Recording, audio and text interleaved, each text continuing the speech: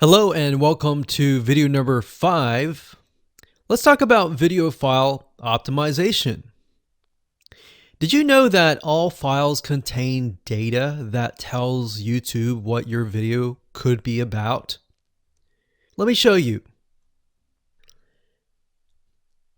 Okay, so the way that YouTube gets an idea of what your video is about is by transcribing it. And for the most part, it can usually figure out what your video is all about if you have voice and speaking in it. Now, you can go one step further by adding what we call video file metadata. It's very similar to a website metadata. So for example, if you right click on any website and you click on View Page Source, up at the top, you're going to see a lot of what we call metadata. So right here, we can see the name, the title, the description, and all that information. So what that does is it tells Google essentially what your website is all about. So very, very similar in this case of what we're doing here. So what we're doing here is we are taking the video file that you have created and embedding it with more information. So besides the title and description, YouTube will be able to read the metadata inside of your video. So it'll make a little bit more sense when I show it to you. Now, it's really hard to find software out there that allows you to embed metadata, except for a few. So one of them is called Video Converter by Wondershare, and that is videoconverter.wondershare.com. That's videoconverter.wondershare.com. So if you go here and you go ahead and download up at the top, you will be able to embed metadata. In fact, we're going to be using that for this particular video. Now, there are other software out there like the Adobe Bridge software, which allows you to embed the metadata into your video. Now, the reason why I'm using Wondershare is because I feel like it's a lot easier to use. So if you go ahead and download this, we're going to open this here. And what I did was I clicked Add Files and I chose the file. Now, there's a lot of things that you can change about the video, but what we're particularly interested in is this eye icon right here. So click this eye icon or letter I here, and you're going to see that it says name, language, episode name, actors, director, screenwriter, tagline, and description and comments. So what I recommend is you try to complete this as much as you can. So episode name, actors, so that would be whoever is in the video, the director, the screenwriter, which could be you, and then the tagline. What I would do is the tagline be your title, and then the description be your description. So whatever you're going to upload to YouTube, put this as a title and put this as a description. And then for comments, I would put something like keywords. And all you have to do is click save, convert it, and done. That's the reason why we're using Video Converter, because it's just so much easier. With Adobe Bridge, it's easy too, but there's a lot of more options and very easy to get confused. So once you're done with that, you save the video, your video has the metadata inside of it, and all you have to do is simply upload it to YouTube, and that's it. Hello and welcome back. This is video number 6. Let's talk about your thumbnail and why that is important.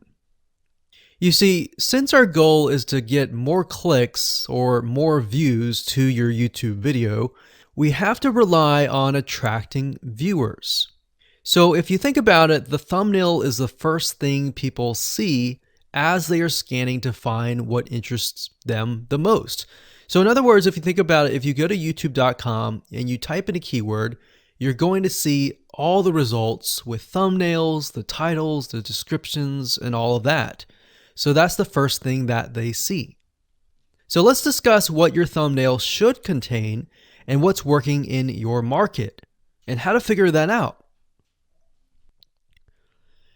So when it comes to having a thumbnail, you want to make sure that it is eye-catching, meaning it shows somebody what they want. So if Instant Pot Chicken is your main keyword, you want to make sure that your thumbnail has something in it that entices them. So it's good to have the keyword or the title in it. So you can see right now the way YouTube works is they have an initial title or an initial thumbnail, and then after that you can see motion. So if I put my mouse over it, you can actually see part of the video, which makes it a lot more engaging.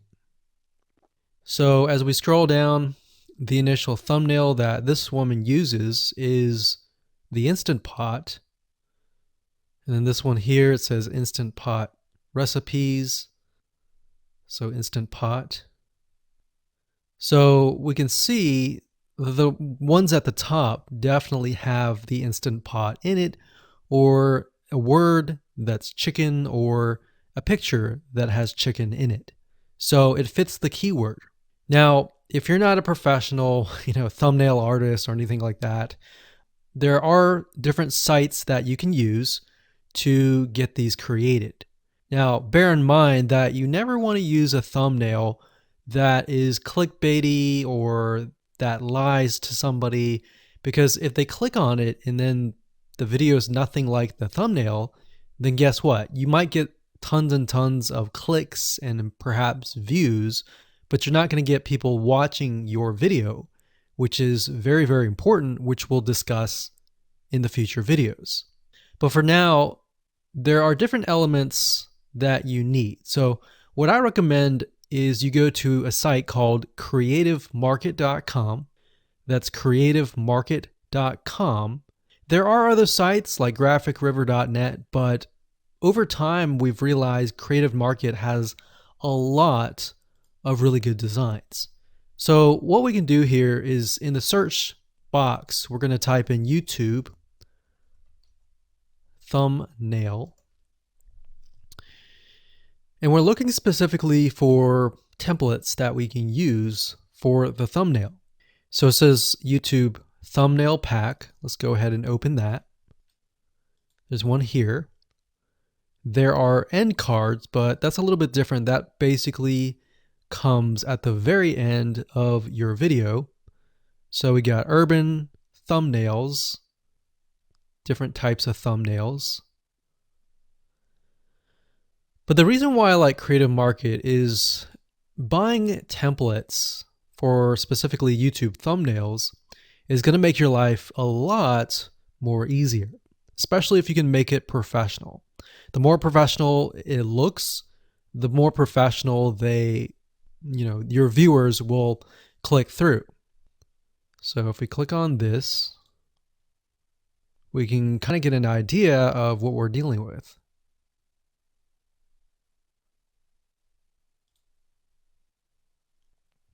And here's more thumbnails here as well. Now, over time, we've realized with YouTube thumbnails, more and more designs are becoming minimalistic, meaning it's not too fancy, but it's got just enough information to tell the person what it is all about. So it could have text, it could have pictures, but you really need to know what your YouTube video is about before you can create your thumbnail. In fact, I recommend that you create your YouTube video first and then you create your thumbnail so that you can make sure that you attract the right person.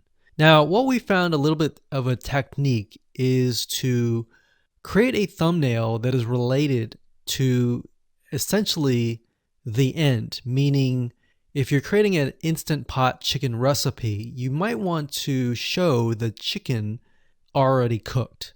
So essentially what people get if they click through. So that way people think, oh, okay, this looks really nice. I'm going to click through. And they're more likely to actually watch all the way through to the end.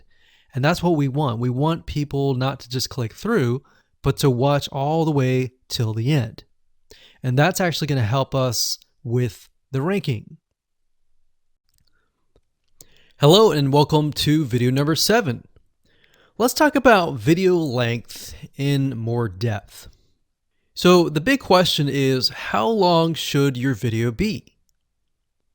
While yes, most folks have said that your video should be short due to attention span, and that's something that we've talked about in the past, and that definitely worked in the past, and that still is true that people's attention span are short.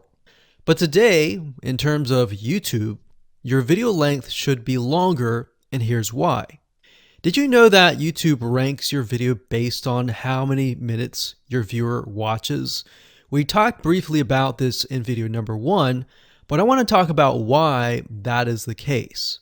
Statistically speaking, most people that we have found, based on statistics that we have seen in YouTube, most people watch about 50% of a video. Even the people that are interested in a video, they watch 50% of a video. So if that, in this case, is a 5-minute video, an average viewer is only going to watch about 2.5 minutes. Now, here's why that is important. If you're competing against someone who has a 30-minute video and their viewers watch 15 minutes, which is about 50%, well, guess what? Even if they can have less viewers than you, they're going to beat you because they have a longer video. So if you got the 2.5, they've got the 15 minutes, they can send less people and still beat you. And YouTube will favor them in the end. Now that, of course, is assuming that the views are legitimate and people are actually watching. And that's why user experience is so important. So to give you some real life practical application, let's hop on over to YouTube and I'm going to show you proof that this works.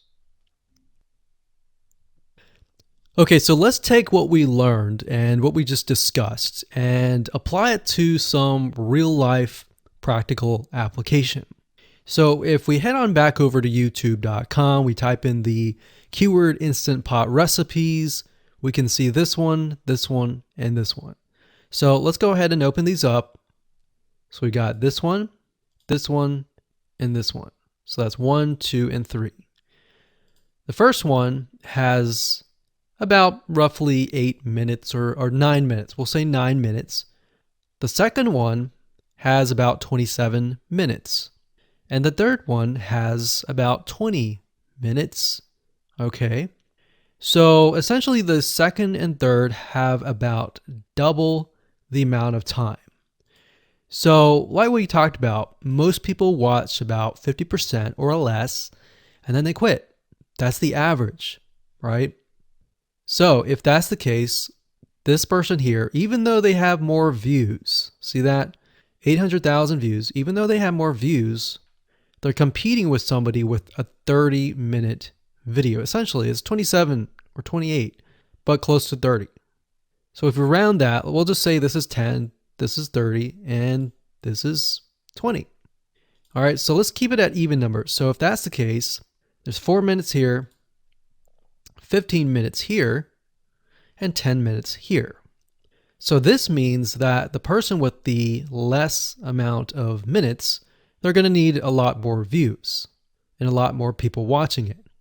So in total, if this person has, obviously this person's number 1, but what I'm saying here is because YouTube looks at how many minutes are watched, if this person had 800,000 views and this person had only half of that amount, but had more than double this amount, this person right here would most likely rank higher. So see that?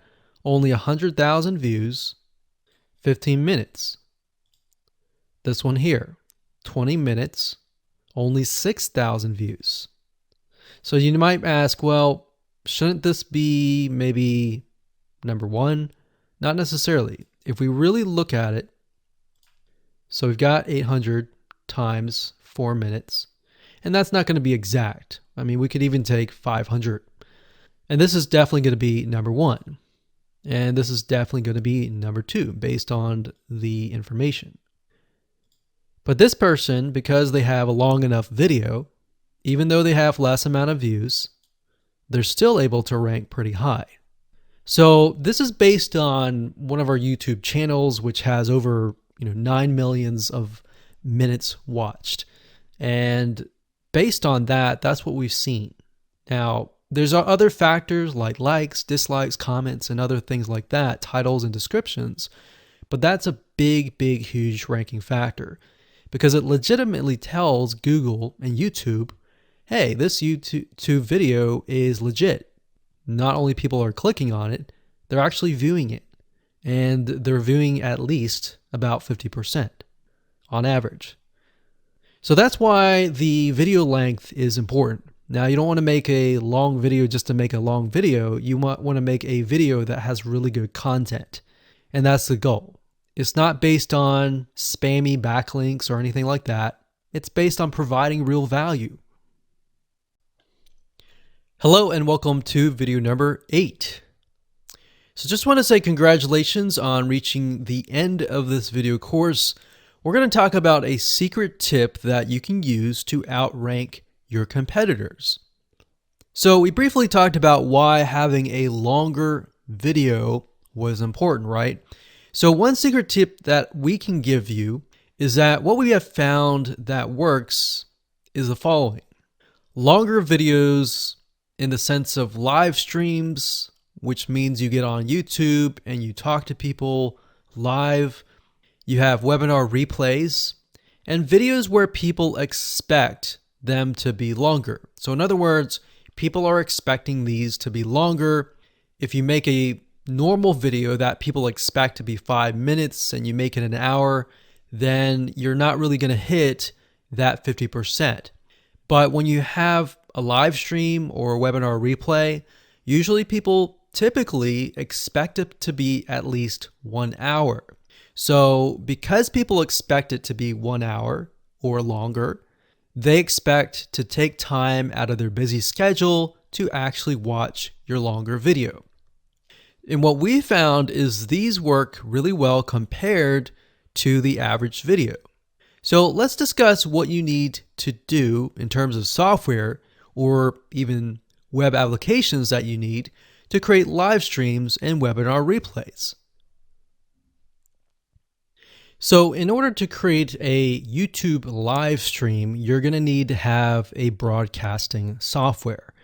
There are many. You can go to YouTube and type in live stream, how to set it up, and there's a lot of videos on that.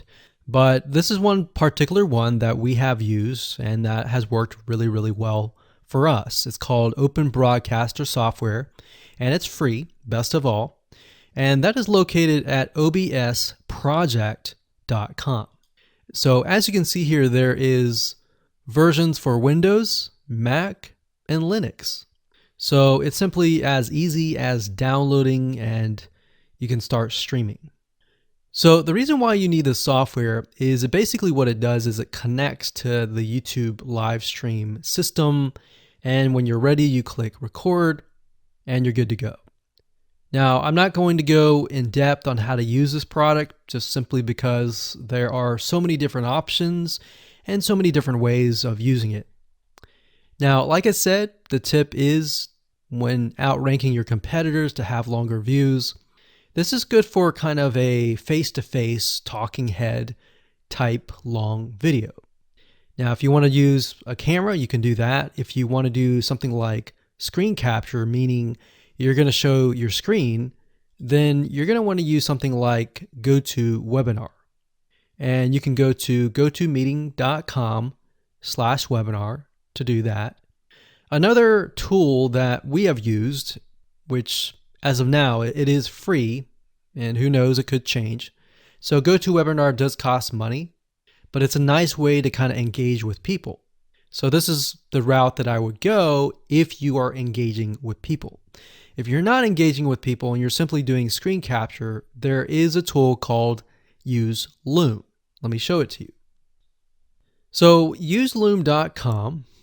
Loom is essentially a Chrome plugin, and what it does is it allows you to record your screen. It's super easy to use. In fact, it's super fast.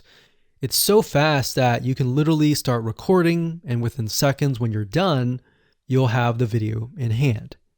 And you can download the actual video file to your computer really fast. So those are the three options that I would go to, and really depends on the avenue that you want to take. So like I said, create a longer video, but just don't create any content. Make sure that the content is valuable, because you want to make sure that people watch all the way through, or if not, watch at least 50%. Hello and congratulations on getting access to this video course on how to optimize your videos before making your YouTube videos live. So this is video number 1, which is the introduction to YouTube search engine optimization. So I want to first start out by saying the goal is to focus on doing the right amount of keyword research and video file automation before actually uploading any of it to YouTube.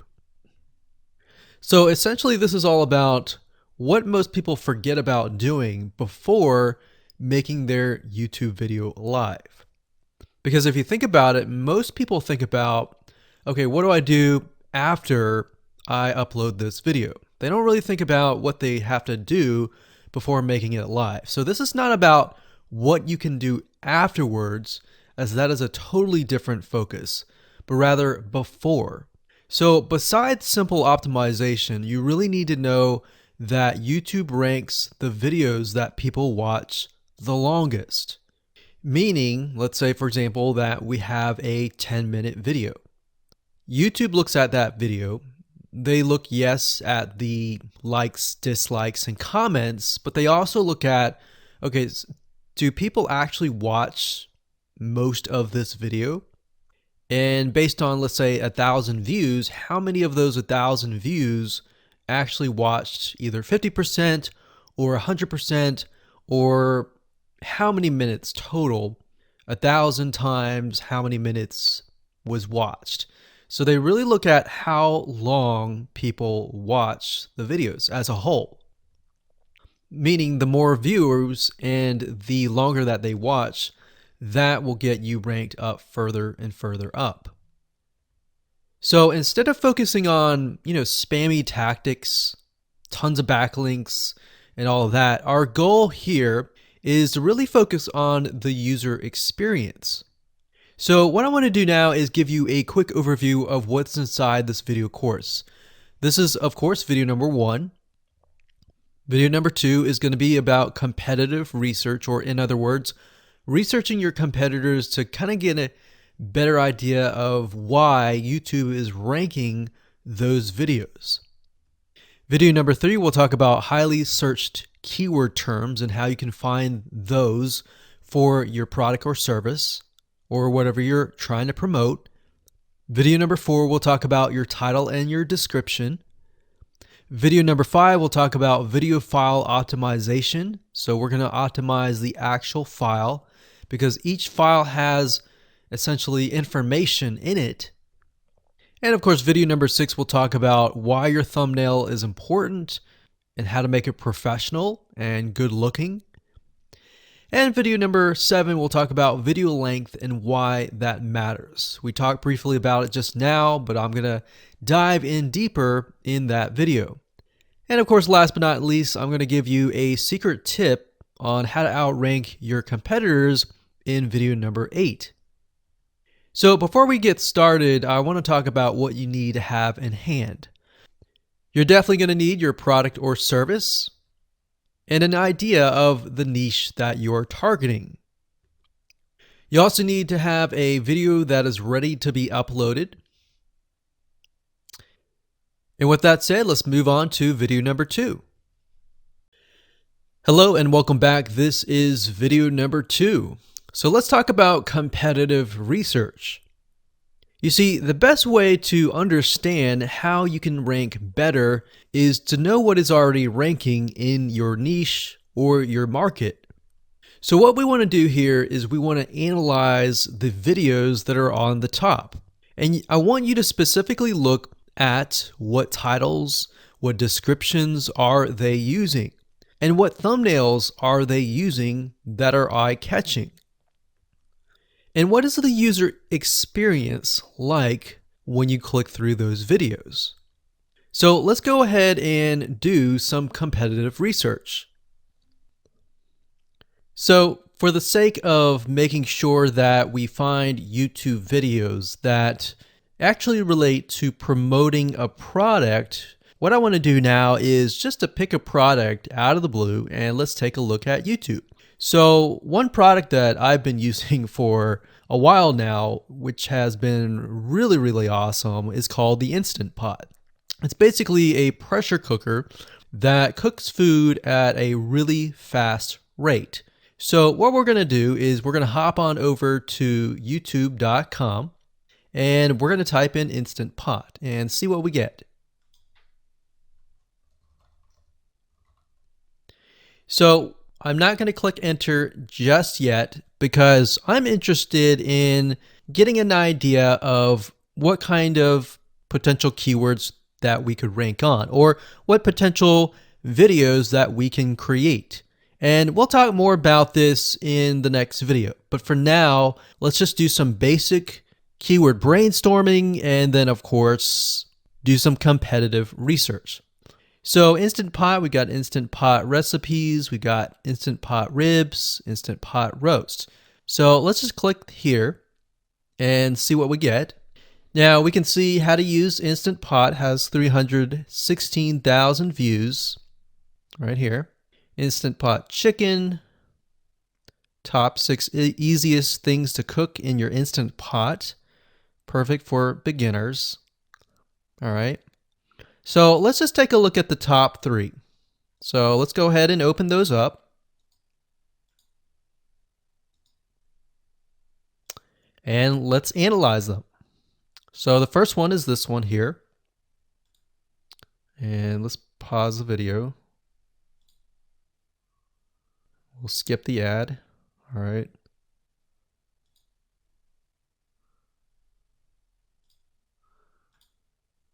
Okay, so how to use the Instant Pot 101 for beginners. So if we think about the type of audience that the Instant Pot attracts, it attracts somebody who has a busy life, who may be a beginner at cooking and just wants a quick and easy meal done fast. So we can see that. So one thing that I like to do is I like to copy the titles to Notepad. Just kind of get an idea of what we're dealing with. So that's the title. Looks like she's promoting an Amazon affiliate link. We can see that here, Amazon.to. We've got Instant Pot hacks, Instant Pot yogurt, and all that. So what she's doing, it's very funny, but she may not realize she's doing this, but what she's using is a method called siloing. And she's basically telling YouTube, hey, not only do I have this video on Instant Pot, I've got Instant Pot hacks, yogurt, recipes, and other recipes. So let's just copy that in here. So that's video number 1. So we're going to rank it from video 1, video 2, and video 3. Let's scroll down a bit. We've got 373 comments. I will say when it comes to YouTube, they're looking for engagement. So comments is good, likes are good, even dislikes are good as well. Even though dislikes are bad from a human standpoint, it tells YouTube that there is engagement. All right. So sometimes we're going to be able to view, we can't do it here, but sometimes you'll actually be able to view more data. But for now, you can't hear. Now, we can actually dig deeper if we want to. So let's just take a look at Natural Brittany's YouTube channel. Because when you're doing competitive research on YouTube, it's not just that particular video. It's actually the whole YouTube channel as a whole. The authority that that channel holds. So she has 116,000 subscribers. Click on the videos. She has a good amount of videos that talk about anything, looks like from cooking, from budgeting, from grocery, a lot of very similar videos. So let's scroll down. And now let's go ahead and take a look at the second highest ranking video. So if we go back over to here, and this is the Instant Pot Chicken Cook With Me, meal planning, meal prepping, Sunday setup. So let's go here, take a look.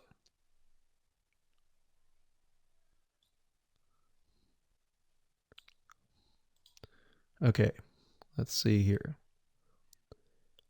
So it's a 20-minute video, all right? And it has 658 likes, 5,000 views. If we take a look at this video here, this has 320,000 views and 7,000 likes. Now, notice how it says 13 minutes here, and notice how it says 20 minutes here. We'll go back to this later on. All right, so we'll talk more about why a certain amount of time of your video is important, why the timing is important. And why is it that this lady has only 5,000 views, whereas the other lady has 300,000, and this lady is ranked right below that lady? All right. So why is that important? And why does that correlate to the time? So we'll talk more about that later on. But for now, let's just do competitive research. We're not trying to figure things out right now and go from there. So if we take a look at the description, it says cook with me as I try a new recipe with Instant Pot. So the description contains the keyword Sunday setup. Looks like she's got some Amazon links. And if we think about Instant Pot, who could it be targeting? All right, so this lady calls out people who are trying to prep on Sunday. So if we can get an idea of who it's targeting mothers, it's targeting people who are busy, who maybe only have time on Sundays to set things up. And chicken is a common thing, so maybe she's getting a lot of clicks. We don't know exactly, but we know that the headline and the description work together and getting clicks. All right, back over here, this is the third one. So let's take a look at this one. So this one is 8 minutes, but it has a lot more views than those other two videos, but it's shorter. It's shorter, but it has longer amount of views and it's third. It's got 11,000 likes and 633 dislikes. If we scroll down, we can see that it has more comments than the first one. So why is it that the first one is number one and this one is the third one and it has more views and more comments? Well, we don't know exactly why, but I have a hunch as to why that is, which we'll talk more about ranking and what Google and YouTube is looking for later down the road. So that's that. Let's just copy that title. And I'm going to go ahead and pause this video and we'll copy and paste that information to the notepad. Okay, so I went ahead and copy and paste the information. So this is video 1, this is video 2, and this is video 3 down below. So let me make this bigger so we have this information. So as we're kind of analyzing the competitor, we want to save this for later, but can you kind of see a similarity here? So this is calling out the target audience. This is calling out the people who are busy essentially. And top 6 ways, top X ways, top certain number ways is always a good title. So perfect for beginners. So if you can imagine, we already see that this title has beginners. This one's calling out perfect for beginners. And this one essentially is calling out people who are busy. So it's a target audience. So that's key. So having this in hand gives you a better idea on what potential titles and descriptions that you can have. Now you can do some deeper dive competitive research using specific tools. And one specific tool is called Social Blade. So that's socialblade.com, as you can see here. And I like to use this to kind of get a better idea of the YouTube channel as a whole. Because what you're trying to figure out is did this person rank because their channel as a whole has a lot of traffic? Or did this person rank simply because of the titles and the description? So there's many factors that come involved, but let's take a look at Naturally Brittany. So let's go ahead and copy this. And you basically want to come here and type in the username of the YouTube channel. So we'll go ahead and click this here. Okay, so we can see here that this is Naturally Brittany, 116,000 subscribers. She's got 19 million video views.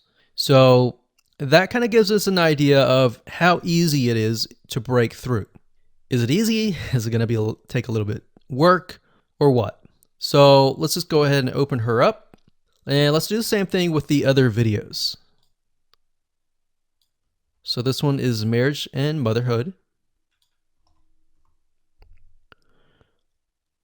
We got that here. So she has 7 million video views. So it's about half of what we saw earlier. And this one is called Six Sisters Stuff. And this one has about 9 million video views.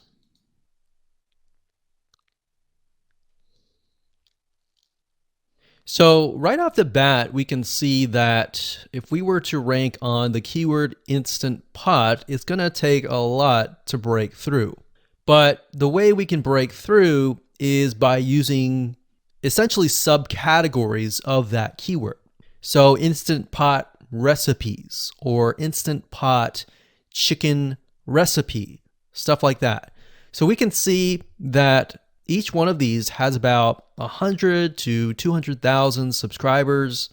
So you're going to have to be competing against that. Now, obviously, if you have a good size YouTube channel, that will usually mean that you can break through fairly easily. But if you're just starting out, then breaking through on that keyword is going to be a little bit more difficult. So the next question is, what keywords should you use? And we'll discuss that in the next video. Hello and welcome to video number 3. Let's talk about highly searched keyword terms and how you can figure out what your main keyword is going to be, what your sub keywords are going to be. So one mistake that we see that many YouTubers make is simply making their own title and description. I mean, it's natural, right? But instead of deciding what you think will work, why not use what is already working and do some simple keyword research that's not going to take a lot of time, and this way you'll be able to have the right information that will help you rank on the right keywords. Now the big question is, well, how do I find these keywords?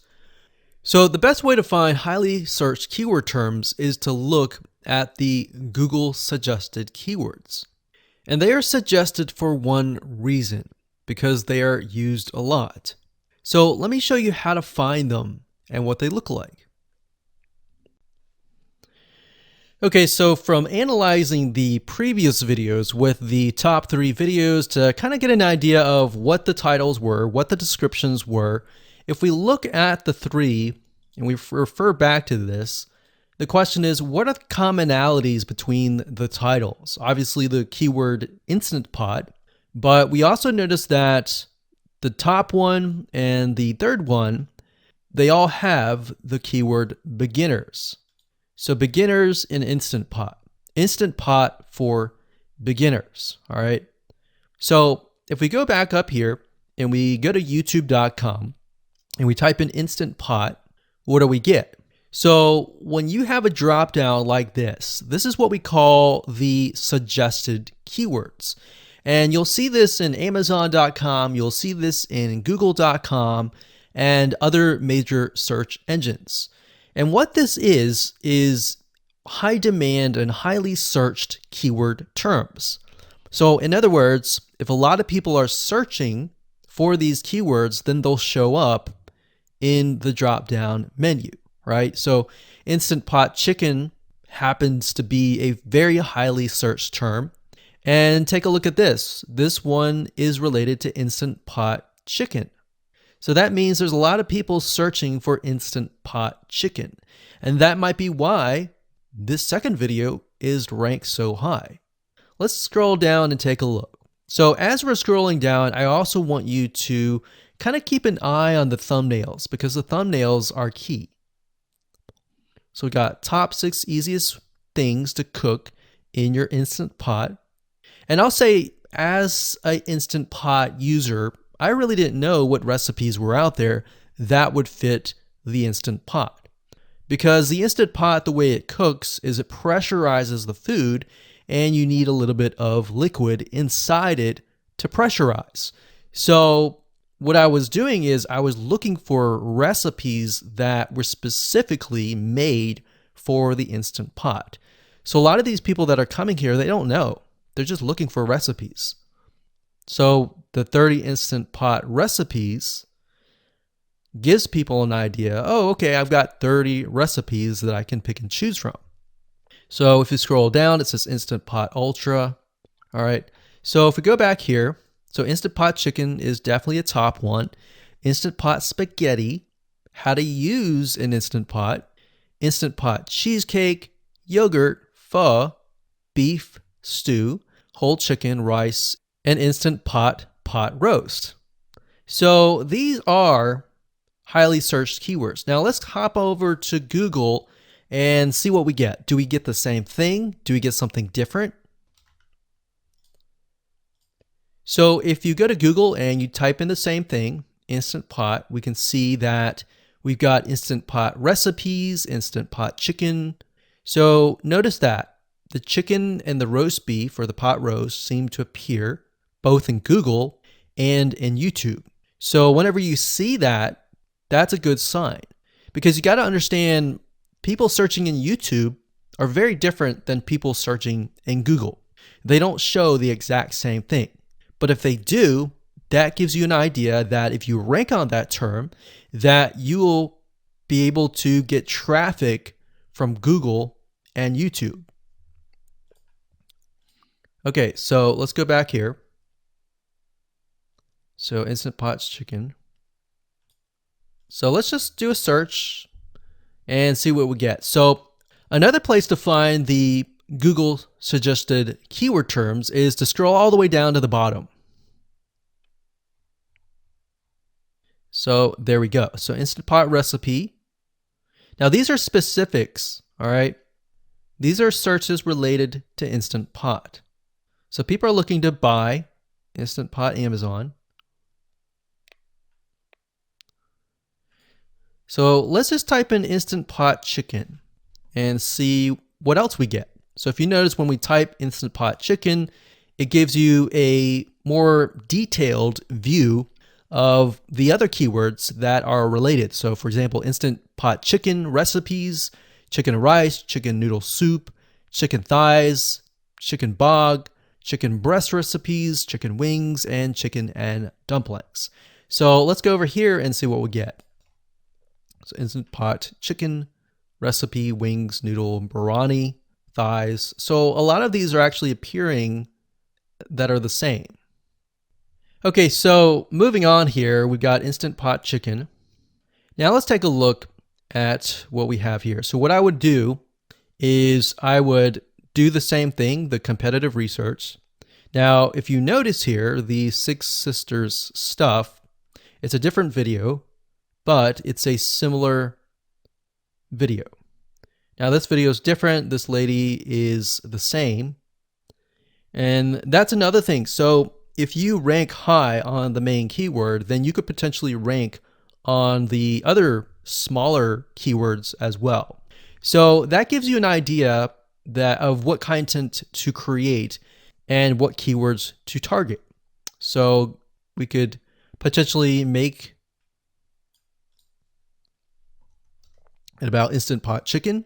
And what I would do is go back here. Let's say we want to title it the Instant Pot chicken. What I would do is I would scroll here and take a look at questions people are asking. So how do I cook chicken and potatoes in Instant Pot? How long does it take? to cook chicken pot, Instant Pot. We scroll down, and what I would do is grab these keywords. So I would grab these keywords.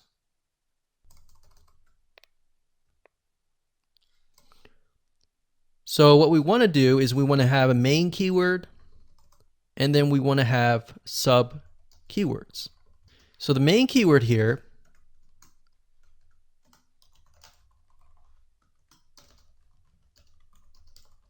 would be Instant Pot chicken. And then the other ones would be Instant Pot chicken and potatoes, and all the rest here. So having these in hand will give you a better idea on how to go about creating your titles and your descriptions so that you can target specific keywords, and that you're not like any other YouTuber who is simply making up titles and descriptions just out of your head. So this way you can be strategic and rank effectively. Hello and welcome to video number 4. In this video, we're going to talk about your title and your description. So let's take what you have gathered in the previous video and let me show you how to properly create your titles and descriptions. So when it comes to creating titles and descriptions, we simply need to do what we did in the previous videos, which was the competitive research. And as you can see here, we have the videos 1, 2, and 3, the top number 1, number 2, and number 3. And of course, we have the main keywords. So we have this main keyword here. So that's definitely going to be in the title. And then of course, if you noticed, the target audience was beginners. So essentially what you're noticing here is that people are calling out the audience, and then of course they have the keyword in the title itself. And then of course you want to make sure that title, main keyword, and target audience is also going to be in your description. Now what I like to do is I like to go look at magazines in that niche. It doesn't necessarily have to be exactly, in this case, Instant Pot, but it needs to be somewhat of that genre. Now, one thing that I noticed was when we took a look at the Instant Pot chicken, you could write out something like top 6 easiest things. So instead of things, you could say chicken recipes or pot roast recipes to cook in your Instant Pot. Or you could say something like Instant Pot chicken dash top 6 easy recipes, or you could use a number. People like numbers, especially knowing that somebody gets an Instant Pot for the sake of saving time. You could say top 6 easy chicken recipes that take less than 30 minutes. Now obviously that's a little bit long, so let's head on over to Google here.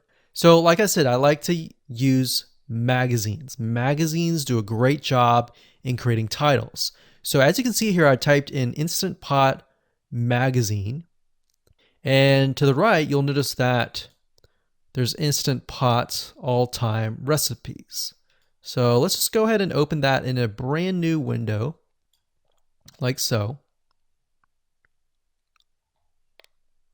So it looks like we have to pay, but let's just go ahead and click the free sample.